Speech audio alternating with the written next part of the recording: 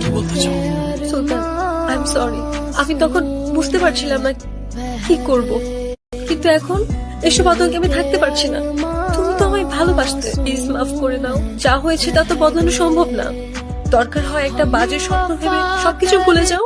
ভুলে যাবো? কিভাবে ভুলে যাবো আমি? তুমি আমার সাথে চিট করতে পারলা কিভাবে ঐশী? তোমার জন্য আমার ক্যারিয়ার, লাইফ, স্টাডি সবকিছু শেষ। চাইলেই কি এত সহজে ভুলে যাওয়া যায়? আমি তোমাকে মাফ করতে পারবো না ঐশী।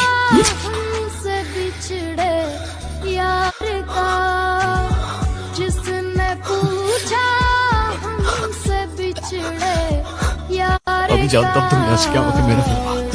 জানতেই যখন তাহলে আসছো কেন?